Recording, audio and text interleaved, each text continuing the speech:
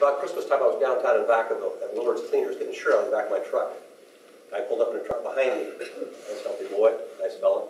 He looks at the back of my truck where it says Eugene ready for Congress. He said, "What's that all about?" And I said, "After the first of the year, I'm going to announce I'm running for Congress." He said, "What party?" And I said, "Republican." He said, why would you want to do that for?" I said, "Because I tend to favor that side a little bit more as far as philosophy, smaller government, lower taxes, more opportunities and freedoms for the American people." He said, "Well, you know the gap between the highest wage earners and the lowest wage earners in America is the greatest it's ever been." I said, "My goal is not to pull the top down. My goal is to pull the bottom up." America didn't become the greatest nation in the history of the world by penalizing success. It became the greatest nation by making opportunities available to the middle and lower classes to work their way up if they wanted to.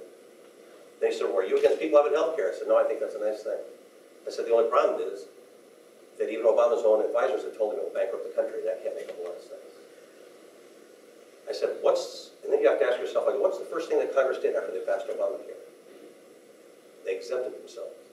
If it's the greatest thing since white milk, why is the first thing they did is make sure that they're not part of it? We have to get the country back on track, and that means putting people back to work. And that doesn't require government dollars and $1 trillion in spending. It just means the government needs to get out of the way. The energy industry, it's projected that the energy industry, that oil alone, if we start opening up a little bit of oil alone could employ over 1 million people in less than 24 months. The housing industry, which a few legislators created the bubble and Wall Street gave it legs, and since that they've done nothing but make it worse, we just have to undo the mess and get housing going again. That will employ easily over 1 million people in 24 months. And small business, we need to get small business going again. We need to get government off their back, tax them to death, and regulate them, into oblivion. Large businesses, businesses that have over 500 people, in the last 15 years have created 1.5 million jobs. That's impressive. But small businesses, businesses with less than 500 people, in the last 15 years have created 21.9 million jobs. It's almost 1.5 million jobs a year. Just get out of their way and let them go to work. They are job-creating machines. There's no question that we have to have a strong military. We're cutting back right now when Russia and China are building up. Iran, North Korea are shooting things off to see what they can get away with.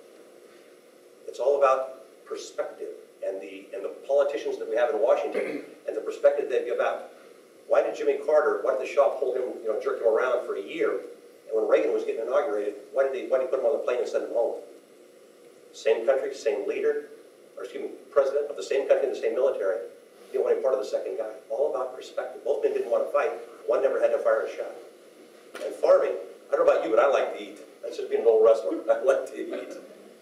So farming is just a given. We have got to take care of farming, especially the family farming. The last thing we want is a handful of corporations owning all the farmland. I can find agreement. What I do for a living is solve problems, find agreement, and then create solutions. I can do that here